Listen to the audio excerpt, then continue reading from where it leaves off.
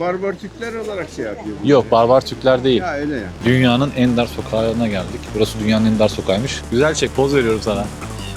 Gel, al. Lan ben de yok bir şey koç, kovalamayın beni yeter. Ben şu an burada ne itiliyorum, ne kakılıyorum, ne de bir polis görüyorum. Ne bir asker var, ne bir koruma var, ne bir güvenlik var. Görüyorsunuz. Burası da bir cumhurbaşkanlığı sarayı. Bak burası şu an tarihi kalenin içi. Yani bir ülkede bu kadar çok Starbucks olur mu ya? Burada alttan hemen bir danana dan dan dan verelim. Ve Karakule'ye zoom atalım.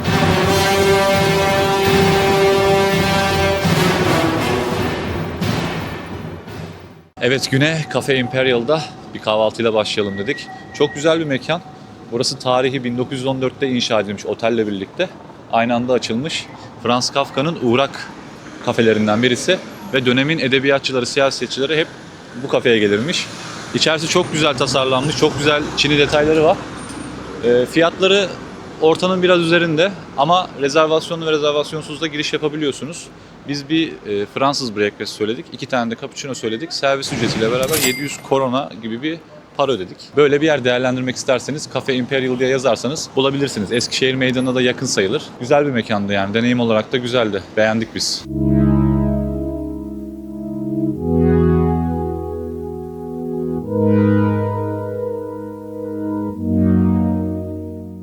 Evet, bu arkamda görmüş olduğunuz yapılara da dans eden evler deniyor.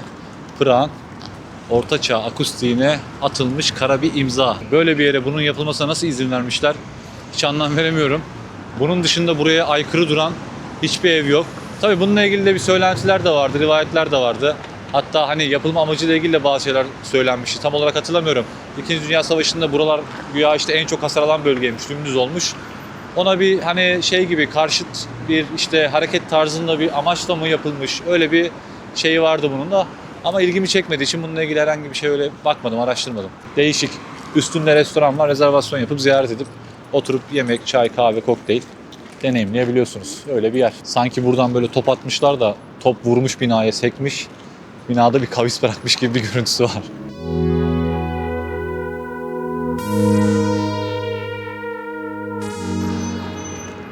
Vltava Nehri burası. Karşımızda Prag Kalesi. Akan güzel bir nehir ve bir sonraki köprü de zaten Charles Köprüsü. Oraya da gideceğiz birazdan. Devam edelim bakalım.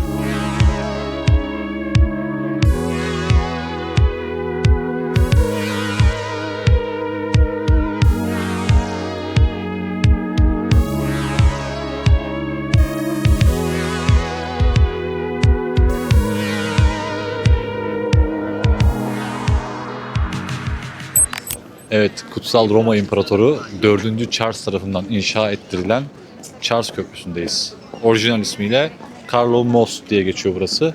Eski Judith Köprüsü'nün yerine yaptırılmış bir köprü. Eski taş köprü yıkılınca yerine yaptırılan bir köprü burası. Orta Çağ iliklerine kadar hissedeceğiniz bir nokta. Köprünün iki ucunda da gözetleme kulesi bulunmakta. Birisi hemen Eskişehir Meydanı tarafında, diğeri de Prag Kalesi tarafında.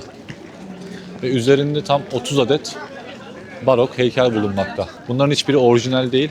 Hepsi replikası, orijinalleri müzelerde. Heykellerin bazıları kapkara, bazıları daha açık renkte. Köprünün üzerindeki bu ışıkları da akşamları belli bir saatte bir tane ışık yakan ışıkçı başı var. Eski usul.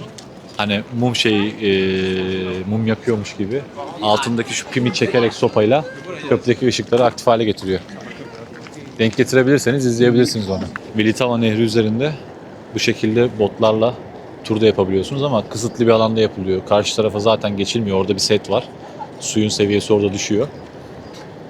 Şunları hep merak etmişimdir. Yaklaş bir mesela, aşağıya göster. Yani aslında meraktan ziyade anlayabilmişim de şu tahta çıkıntıları. Bunlar büyük ihtimalle işte tekne çarpmalarına ya da işte su yükseldiğinde akıntıyla beraber gelebilecek olan kütükler, ağaçlar ya da selin getirdiği ne denir ona işte parçaların doğrudan zemine vurmaması için herhalde öyle bir set yapmışlar. Çünkü aynısı şu sol tarafta şehrin giriş tarafında da var büyük bir şekilde. Buraya kadar geliyor bu tekneler. Buradan U dönüşü yapıp dönüyorlar. Bu arkamda görmüş olduğunuz Charles Köprüsü üzerinde yapılmış olan ilk heykeldir. Bununla ilgili şöyle bir rivayet var. Bu papaz kraliçenin günah çıkardığı bir papaz. Kral da kraliçenin sadakatinden şüphe edip günahlarını açıklamasını istiyor.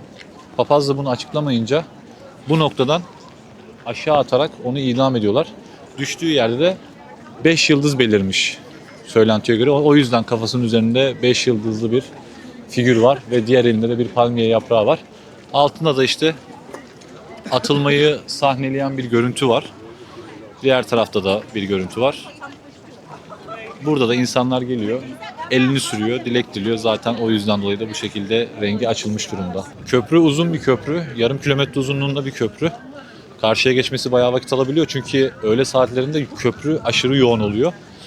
O yüzden sabah erken saatlerde ya da akşam geç saatlerde burayı değerlendirirseniz daha rahat gezer, daha rahat fotoğraflar çekebilirsiniz. Köprünün Prag Kalesi tarafındaki girişinde yer alan bu heykel 1700 yıllarda Frank Brakov tarafından inşa ettiriliyor. Osmanlı'dan korkulan, hani Osmanlı'dan korkulması gerektiğini tasvir eden bir heykeldir bu.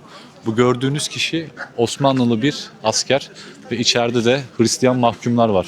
Yukarıda da işte Aziz, altta diğer insanlara ve kurtulmak isteyen kişilere burada anlatmak istediği şu: eğer ki birlik içinde, beraberlik içinde durmazsanız Osmanlı size esir alır ve hiçbir zaman büyüyemezsiniz demek istiyor. İşte şu Osmanlı figürü gördüğünüz asker. Kılıcının ucu kırılmış ama belinde normalde kılıç var. Kılıcı kırılmış.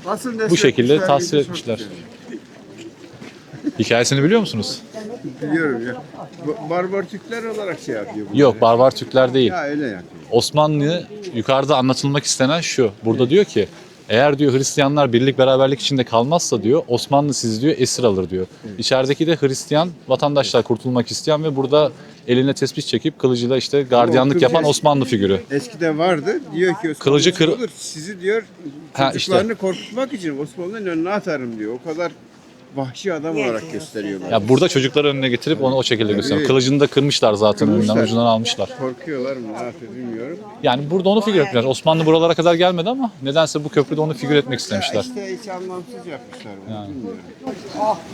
Burada bilmiyorum son yıllarda var mı da eskiden hep öyleydi. Biz de Anadolu'da seni kuşların önüne atarım diyorlardı. Burada Osmanlı'nın önüne atıyorlar.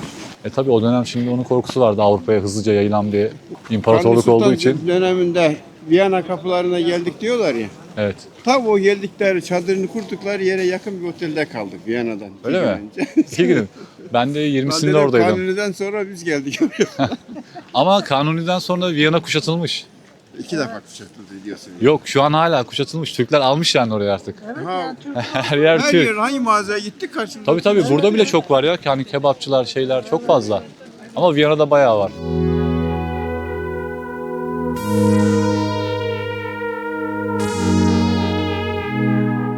Köprüyü yürüdünüz, bitirdiniz kale istikametinde. Hemen aşağı indiniz. Bakın köprü zaten burada. Burada küçük bir Venedik var. Onu göstereyim size. Hemen sol tarafta böyle kanallar var. Aralarda restoranlar var. İleriden de yine aynı şekilde geliyor. Hemen şu tarafta da kanal turu yapan tekneler de var aynı zamanda burada galiba. Evet. Burada tur yapabiliyorsunuz hemen köprünün altında. Kanaldan herhalde direkt nehre çıkıyor. Ama küçük böyle bir kanal oluşturmuşlar. Diğer tarafa doğru var. Hatta diğer tarafta çok güzel bir şey var. Dilimin ucunda, adını unuttum. Su değirmeni var. Şimdi o tarafa doğru gidiyoruz. Bakalım nasılmış oralarda. Kampa Park bölgesi olarak geçiyor burası. İleride Kampa Park var. Köprüyü bitirmeden de buraya inebiliyorsunuz. Köprünün ortalarına doğru geldiğinizde hemen bu sağ tarafında merdivenler var. Görebilirsiniz burayı. Buradan indiğinizde de direkt zaten bu bölgeye inmiş oluyorsunuz. Burada böyle küçük bir mahalle kurmuşlar güzel. Küçük kafeler var. Şirin, sessiz, sakin bir bölge. Ama şu yerlerde şöyle olmasa çok daha iyi olurdu. Yani ayağını öyle bir ağrıtıyor ki insanın. Her yer Arnavut kaldırımı direkt. Bir süre sonra rahatsız ediyor. Yani non-stop yürüyemezsin burada. Stop en fazla 1 saat yürürsün. Mecbur durman gerekiyor.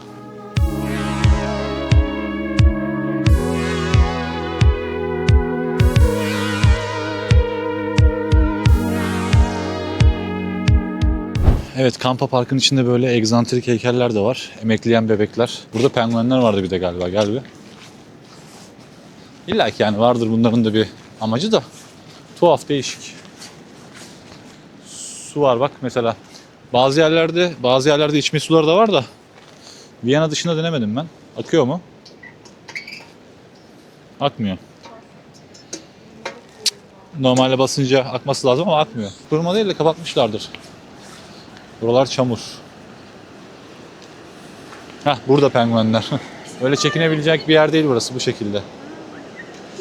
Burada işte küresel ısınmaya bir tepki olarak yapılmış olan sıraya dizilmiş sarı penguenler var. Hemen Vltava Nehri'nde Charles Köprüsü'nden bakınca da çok küçük gözükür ama Tampa Park'ın içine girerseniz bu bebek heykellerinin hemen arkasında. Böyle bir yer. Şurada da küçük bir adacık var nehrin üzerinde. Orayı da diğer köprüden bağlantısı var. Ulusal Tiyatro'nun önündeki köprüden aşağı inip hemen o kısma da geçebilirsiniz. İşte Venedik'teki kanalları aratmayacak görüntüler burada hala Vltava Nehri'nin kıyısındaki bu Kampa Park'ın kenarlarında devam ediyor. Çok güzel. Sonbaharda bu kadar güzelse yazın çok daha güzel oluyordur buralar. Gel devam edelim. Güzel baksana ne güzel kafe var yanında.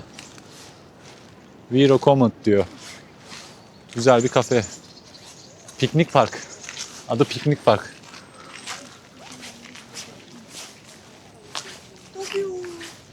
Yazın orada oturmak güzel olur. Fiyatları da gerçi uygun gibi duruyor. Aynen. Ortalama 200. Ortalama 200 korona.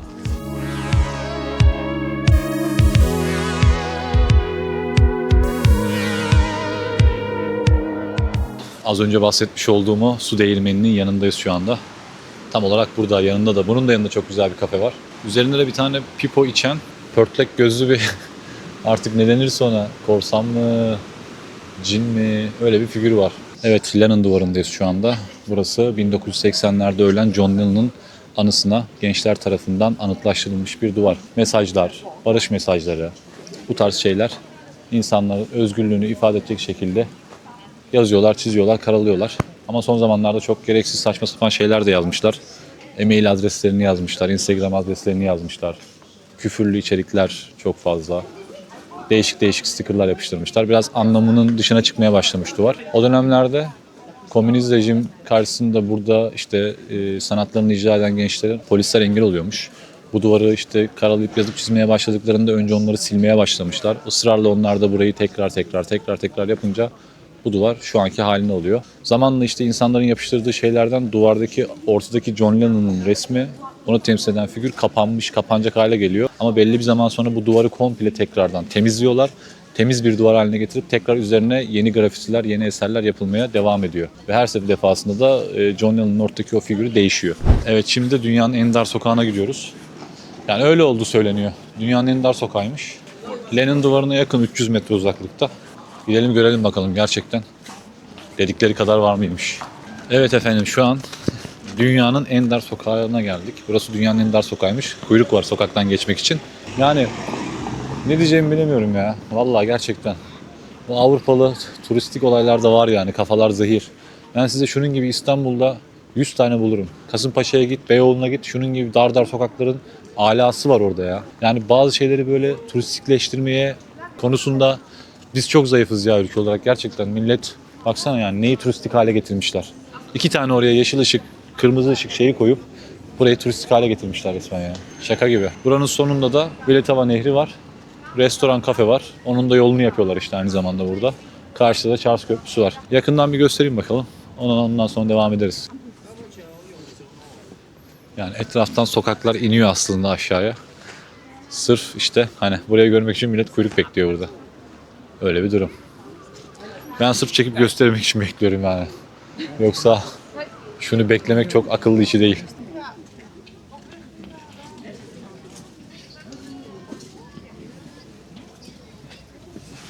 Evet efendim geçiyoruz. Görüyorsunuz bize yeşil yandı şu anda. Yeşil ışıkta geçiyoruz.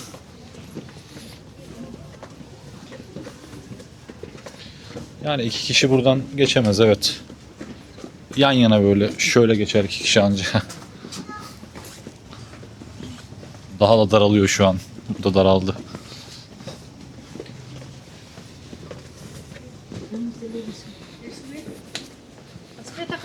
Evet geçtik. Ne oldu şimdi? Heh? Ne oldu? Balıklara kurulan tuzaklar olur ya böyle. Ağzı dar şeyler yaparlar. Balık içine girince geri çıkamasın diye. Ah. Sizi lüks bir kafenin önüne direkt attı buraya. Ya buradan girip oturacaksın, yiyeceksin, içeceksin ya da geri çıkacaksın. Şu an buradakileri kırmızı yanıyor işte. Bekliyorlar, böyle bir muhabbet. Sokaktan geçtik. Böyle bir kafe, restoran. Belki sokak devam ediyordur, bilmiyorum, bir bakayım. Çıkış var mı buradan? Evet, yandan çıkış var ama doğrudan sizi böyle bu kafenin kucağına atıyor.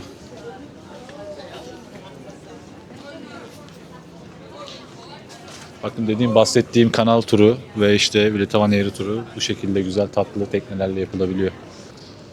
Buranın manzarası ve açısı çok güzel.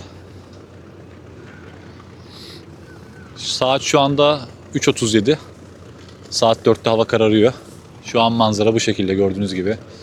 Güzel akşam yemeği için kafeler, mekanlar, nehir turu. Böyle bir manzara var burada şu anda.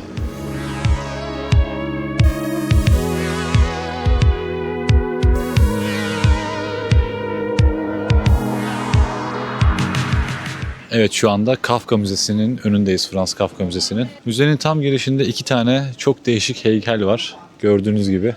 Gel yakından bakalım bir. Görüyorsunuz 2 tane eleman karşılıklı işiyorlar. Yani sidik yarıştırıyorlar. Buna sidik yarıştırmak denir. Bu da işte siyasilerin ülke için halk adına konuşan zevzeklerin sidik yarıştırmasını temsil eden bir heykel. Yani öyle bir şey. Tuhaf. Kafka Müzesi de hemen burada. Girişi ücretlidir. Bazı günler 6'ya kadar, bazı günler 3'e kadar açık. Ziyaret etmek isterseniz önceden biletinizi de alabilirsiniz. Buradan rahatlıkla da alabiliyorsunuz. Çok yoğunluğu olan bir yer değil, sakin. Gelip gezebilirsiniz. İçeride Franz Kafka'nın işte ona ait eşyalar, eserleri, kitapları, kullandığı malzemeler, o dönemle ilgili, hayatıyla ilgili bilgiler, her şey mevcut.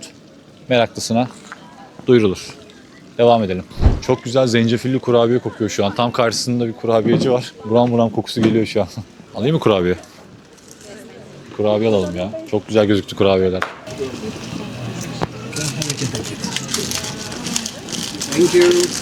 Böyle bir adam aldık zencefilli. İçine koy de ver de ben böyle ısıttım direkt. Bakayım nasılmış. Güzel, lezzetli. 60 korona fiyatı. Yani 2,5 euro falan. Evet, Vltava Nehri'nin kıyısına kadar indik, görüyorsunuz. Burada da her yerde olduğu gibi yeşil başlı gevel ördekler. Ve mini mini mantılar. Mantı gibi çünkü küçücük. Martılar, ördekler. Ama burada ekstra bir şey daha var.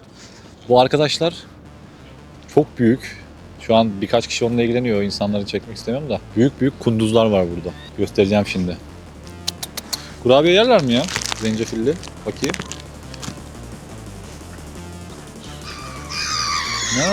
Gel. Hepinize yetecek kadar var. Hepinize yetecek kadar var. Hah. Şşt, yeter hepinize. Kunduz geldi. Kunduz Bey, buyurun. Dur, sana büyük parça vereyim, dur. Orada. Bak. Güzel çek, poz veriyorum sana. Gel, al. Oğlum havada yakalayacağım lan. Oraya düştü. Dur, üstümü kirlettin, çamur ettin hep ya. Dur, sıralı. Hah. Orada. Oğlum siz çok hantalsınız ya. Şş. Oğlum dur. Yeter. Dur, bütün nehir üstüme geliyor, dur. Yavaş, sakin, dur. Tek roll. Oğlum dur. Şşt. Al. Lan ben de yok bir şey, koç bak, kovalamayın beni, yeter.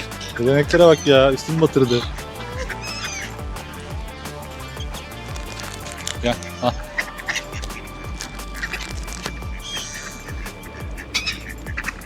Evet, görüyorsunuz kunduzları. Ses devam ediyor değil mi? Ses var.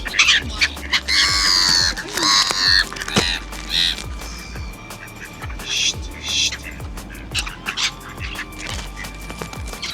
Lan! İlgileniyorlar. Şşt. Bak burada, gel. Gel burada. Kunduzcuk burada. Kalk ayağa, dikil. Yer misin bunu? Al.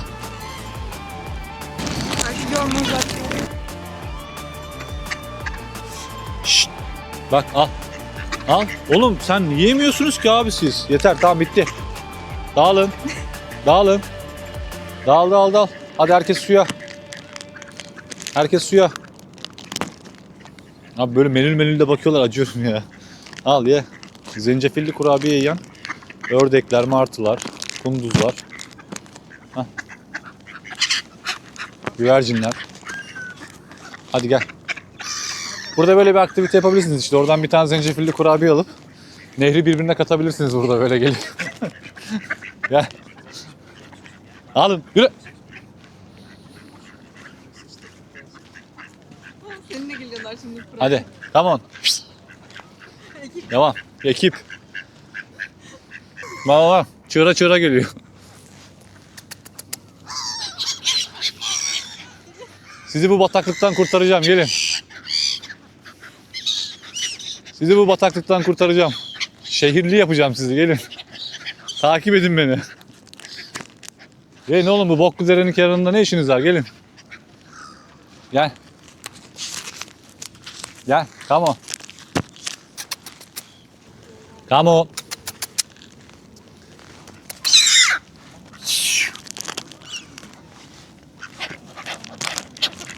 Kunduz geliyor. Elime dalmak yok. Oğlum bayılıyormuş bunlar zencefilli keke. Şuraya bak. Buyurun. Evet. Sol sağ, sol sağ, sol sağ, sol sağ. Gel, gel. Gel, seni kurtaracağım buradan. Seni bu nehir hayatından kurtaracağım. Beni takip et. Lan bir bu kaldı bak, hepsi kaldı orada. Bir bu benimle geliyor. Gel. Yeşil başlı göbeli ördek. Bunu otele götürelim mi? Ha, ördek rosta şekli. Gel. Sınırın neresi çok merak ediyorum. Fazla uzaklaştığın farkına vardım Gel. ben. Sınırın burası mı? Gel. Gel. Arkadaşlar uzaklaşıyor. Ya korktu artık. Evet. Tamam. Ama yine de içi, aklı burada. Gelmek istiyor. Hadi git hadi. Hadi devam edelim gel. Makara yaptık iyi. Evet, Prag Kalesi'ne çıkarken mecburi istikametimiz burası. Yaklaşık bir 400-500 tane basamak çıkmanız gerekiyor. Şimdi biz buraya neden akşam gidiyoruz? Akşam değil gerçi, aslında saat 4 daha. Ama hava kararıyor ne yazık ki. Saat 5'ten sonra, saat 5'te kale ve çevresindeki o sokak, Franz Kafka'nın olduğu sokak, normalde oralar ücretli. Ama saat 5'ten sonra ücretsiz oluyor. Bu şekilde değerlendirebilirsiniz. Yani güne bu taraftan da başlayıp Old Town'a doğru da gidebilirsiniz. Sabah buraya gelip ilk önce hızlı bir şekilde. Ya da o taraftan akşamı burada batırıp hem şehrin en yüksek noktasına çıkmış olursunuz. Akşam ışıkları izlemiş olursunuz. Hem de ücretsiz bir şekilde faydalanabilirsiniz oradan. Evet, merdivenleri bitirdik. Biraz nefes nefese kaldık. Merdivenleri bitirince çıkınca hemen karşıda farklı bir tepe daha var. Orada da gözlem kulesi var. Oraya da gidilebiliyor. Ücretli bir şekilde çıkabiliyorsunuz da üstüne. Biz gitmeyeceğiz ama oraya. Gerek yok çünkü zaten buradan da şehri çok güzel bir şekilde ayaklarınızın altına alıp izleyebiliyorsunuz. Şimdi kaleye doğru devam edelim. Ondan sonra zaten akşamın güzel ışıklarını, şehir manzarasını izleriz hep beraber. Evet, şu anda Prag Kalesi'nin içerisindeyiz ve hatta kameranın tam arkasında Cumhurbaşkanlığı'nın ofisi var. Burası tarihte yapılmış ilk kale kompleksi. Yani kompleks olarak inşa edilmiş bir kale. İçerisinde bazilikalar, kiliseler, saray var. Her şey mevcut. Ve şu anda gördüğümüz yerde Aziz Vitus Katedrali'dir. Burası da 4. Charles döneminde yine yaptırılıyor. Onun emriyle yaptırılıyor ve yapımı tam 600 yıl sürüyor. Dönemin krallarının taş giyme törenleri, devlet törenleri, cenaze törenleri hepsi burada yapılıyormuş. Gotik tarzda bir mimariye sahip burası da. Notre Dame'ı çok andırıyor. Dışına bakacak olursak o gül pencere detaylarını, dışarısındaki heykelleri, su kanalları demişken dışarıda gördüğünüz o korkunç kenarlarda duran uzun böyle şeytanımsı görüntüdeki cin tarzı şeyler. Bazıları aslında sadece suyu tahliye etmek için kullanılıyor. Bazıları da o dönemin inancına göre bunların kötülüklerin dışarıda olduğunu, kilisenin, bazilikanın yani katedralin içeride huzurun olduğunu simgeliyormuş. Yani kötülükler dışarıda, huzur bulmak istiyorsan içeri gelmen gerekiyor demekmiş. Normalde saat 5'ten sonra burası ücretsiz. Şu an az önce daha yeni saat 5 oldu ve kapalı. Biz buraya geleli bir yarım saatte geçti bu arada. Geldiğimizde de kapalıydı. Herhalde ya kapalı bugün ya da bir ekstra bir durum var, kapalı. Yani onun dışında normal saatlerde burası hep ücretli akşam 5'e kadar. 5'ten sonra 6'ya kadar. 6'da kapanıyor, 6'ya kadar ücretsiz. Aynı şekilde Franz Kafka'nın sokağı, yaşadığı sokak, evi, o sokak da normalde ücretli aynı saat aralığında. O da saat 5'ten 6'ya kadar ücretsiz. Oraya henüz bilmiyoruz, gitmedik. Birazdan gideceğiz. Umarım orası açıktır, orayı görebiliriz diyelim. Benim burada şu dikkatimi çekti. Katedrali boş verelim. Zaten çok görüyoruz. Avrupa katedralden ibaret, bazilikadan ibaret. Gel yanıma. Kompleksi bir gösterelim şöyle mesela bak. Saray komple. Yavaş yavaş dön benimle. Saray, saray, saray, saray. Burası da bir saray yani. Bizdeki saraylar gibi. Dur şimdi burada. Bak burası Cumhurbaşkanlığının kabul girişi. Aynı zamanda yani buradan yurt dışından bir misafir gelir, başka bir ülkenin devlet başkanı gelir, başka biri gelir. Buradan geliyor, gel benimle. Ana giriş burası. Buradan içeri alıyorlar. Gel, yanıma gel. Gel, gel, gel, gel, gel. Bak kapı da yarım açık hatta, girebiliriz. Tabeladan zaten görebiliriz. Ben şu an burada ne itiliyorum, ne kakılıyorum, ne de bir polis görüyorum. Ne bir asker var, ne bir koruma var, ne bir güvenlik var. Görüyorsunuz. Burası da bir Cumhurbaşkanlığı sarayı. Söyleyeceklerim bu kadar. Hadi devam edelim şimdi Franz Kafka'nın sokağına doğru. Saraydan direkt Bazilika'ya bir bağlantı var, köprü. Burası tam biraz daha karışık. Eski saraydan kalan parçalarla birlikte senkronize olmuş yeni hali gözüküyor. Bak şu sütunlar mesela eskilerden kalma, belli oluyor. Bazı yerler daha yeni. Bilmiyorum videoda bahsettim mi başka yerlerinde ama yine tekrarlamış olayım. Bak burası şu an tarihi kalenin içi. Arkamda gözüküyor mu bilmiyorum ama karanlık. Starbucks tablasını görüyorsunuz. Yani bir ülkede bu kadar çok Starbucks olur mu ya? Girip bakalım içeri. Starbucks var yani burada ilginç bir şekilde. Evet, resmen kalenin içine Starbucks açmışlar. Görüyorsunuz tam burada. Hemen arkada. Çok ilginç ya. Enteresan. Evet, sokağa geldik. Gördüğünüz gibi turnikiler şu an iptal edilmiş. Rahatça girebiliyorsunuz. Saat de şu an 5'i 10 geçiyor. Evet, Altın Yol'dayız. Altın Yol'da Franz Kafka'nın kısa süreliğine de olsa yaşadığı evi No 22 tam olarak hemen burada. Ve sokağın geri kalanındaki bütün evlerde aynı zamanda krallığa, saraya hizmet eden evler. Aynı bizim ilkokulda küçükken çizdiğimiz resimlerdeki evler gibi hepsi. Özellikle şu. Resmi kötü olan arkadaşlar yorumlara gelsin. Bu nedir abi ya? Yalandan ev olsun diye yapmışlar bunu buraya. Bazılarının ben dekoratif olduğunu düşünüyorum. Girilmediğini düşünüyorum yani. Küçük böyle enteresan değişik evler. Bana biraz da böyle uydurma gibi de geliyor bunlar ya. Yani öyle bir yapılmış ki ne bileyim turist. Artık öyle şeyler gördük ki bazı şeyleri gerçekten sonrasından planlanmış turistik faaliyetler olduğunu düşünüyorum ya. Evet, kaleden çıktık şimdi. Kalenin son çıkış kapısı olan bu kapıdan dışarı çıktık. Buradan şimdi aşağı doğru inip Eskişehir Meydanı'na doğru tekrar geri gideceğiz. Gitmeden önce hemen kalenin önündeki izleme noktasından size şehri göstereyim. Şu şekilde. Muazzam bir manzara var. Bilmiyorum kamerada gözüküyor mu ama Charles Köprüsü hemen ortada. Saat şu an 5.30 ve hava bu şekilde. Biltava Nehri'nin kıyısındayız yine. Hemen bu köprünün adı ne? Yazarım alta bir yere. Bu köprünün adını göremedim. Bu köprünün yanındayız. Öyle söyleyeyim. Hemen bu köprünün dibine çok güzel bir şey gördük. Yolunu bulamadık. Ama ben biraz böyle kurcaladım. Yolunu buldum buranın. Çünkü kimse de inmiyor. Herhalde inildiğini zannetmediler. Kapalı olduğu için etrafı geldim. Çok güzel fotoğraflık bir nokta yapmışlar burada. Bir iskelet hatta. Üzerinde kalp var burada. Çiftler burada gelip çok güzel nehrin üstünde resim çekebilirsiniz. Hem de arkanızda Charles Köprüsü manzarası ve Eskişehir manzarası eşliğinde. Bu şekilde. Şöyle şu ağaca yaslanacağım. Pozunu vereceksin işte böyle. Buradan çok güzel fotoğraflar çekebilirsiniz. Burayı bulmanız gerekiyor sadece. Akşam gelirseniz daha rahat bulursunuz çünkü ışığı yanıyor ya buranın. Net bir şekilde görebilirsiniz. Geliş yolunu göstereyim. Aramayın gelince hızlıca. Normal yürüyüş yolunun altında hemen. Şurada merdivenler var ileride. Mesela şu an arkamda 2 tane turist yolu bulamadığı için demirlerden atlayıp girmek istedi oraya ve girdi biz uzaklaşınca. Biz şimdi doğru yoldan hemen çıkışı göstereyim size. Hatta onun bir yanında da bir iskele daha var şu an, bak görüyorsunuz, insanlar bankta oturuyor. Çok güzel yapmışlar ya nehrin üstüne. Burada da 1, 2, 3, 4 tane bank koymuşlar. Bankta oturabiliyorsun. Buradan bu şekilde merdiveni var. Gel yukarı hemen. Hava aydınlıkken hayvanları beslediğimiz yer aslında burası. Bu tarafında kalıyor. Beslediğimiz kısım hemen şurasıydı, ilerisiydi. Biz de burası. Ya iki köprünün ortasındayız işte. Öyle söyleyeyim.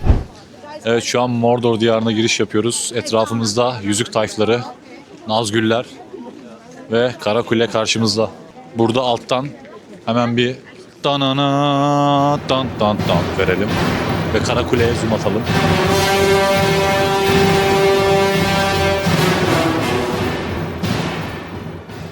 Orta çağdan bir şehir değil, orta dünyadan bir şehir burası tam anlamıyla. Evet, Mordor diyarına giriş yaptık.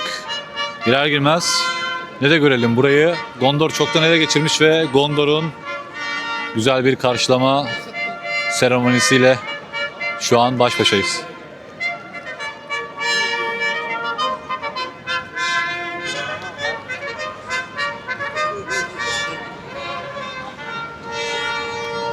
Bu yapıların hepsine girmek ücretsiz ama konser saatlerinde ücretli, kapalı oluyor. Onun dışında bu çevrede gördüğünüz bütün yapıları ücretsiz bir şekilde gezebiliyorsunuz.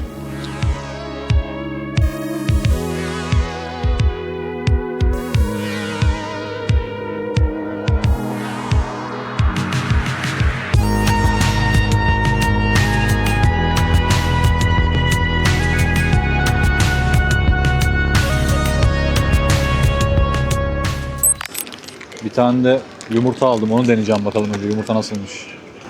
Şöyle bir şey bak.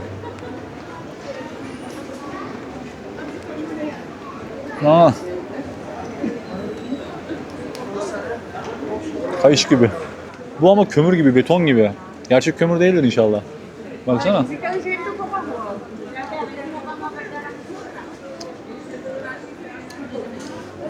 Anasonlu. Bir an rakı içiyorum sandım. Buram buram anason tadı var. Anasonlu bir çubuk bu. Bu fındıklıydı galiba. Yumuşacık, çok güzel. Gözü olanın gözü çıksın hesabı. Göz. Değişik çilekli, vanilyalı bir tadı var. Kurbağa. Kurbağa bacağını Fransız'da deneyecektim, yiyemedim, buraya kısmetmiş. Ama gerçeğini deneyecektim aslında orada. Bu da kurbağa. Yumuşak, güzel. Ve beyzbol topu, bakayım. Bu sanki şeye benziyor. Ekşi, ağız buruşturan şekerler, sakızlar. Limonlu, ekşi, sert sakız. Böyle. Çocuk şeyi bunlar aslında işte. Benim yanımda da bir tane çocuk var, onu aldık bunları. Kamerayı tutuyor şu an. Evet, şimdi şu meşhur olan tridenliği deneyeceğiz bakalım. Şu bacak eki olan, Macaristan'da bacak eki, cimri kek. Prag'da tridenlik, Viyana'da tridenlik. Her yerde tridenlik diye böyle bir tatlı. Deneyelim dedik biz de, bakalım nasıl bir şeymiş. Bir yere özgü olduğunu düşünmüyorum ben bu tatlının, çünkü her yerde var. Turistlere özgü bir şey bence bu. Hello. Hello. One classic. One classic, yes. 70 coins. Okay. Hot wine, hot chocolate, coffee. No. What is simple? Chocolate white chocolate. Ha, okay. 70. Thank you. Thank you. Nice day. Ya boşuna işte bacak eki demiyorlar buna. Bilerek şeyini aldım ben şu an. Orijinalini aldım. Yani en şeyini, orijinal klasik boşuna aldım. Kremalı. Bir sürü çeşidi var orada. Çikolatalısı, süslüyorlar, püslüyorlar, krema falan koyuyorlar. Böyle bir şey. Ama büyük de bayağı ha. Bakalım nasıl bir şeymiş. Yani nasıl bir şey olduğunu az çok tahmin edebiliyorum da. Yine de işte hani merak giderelim.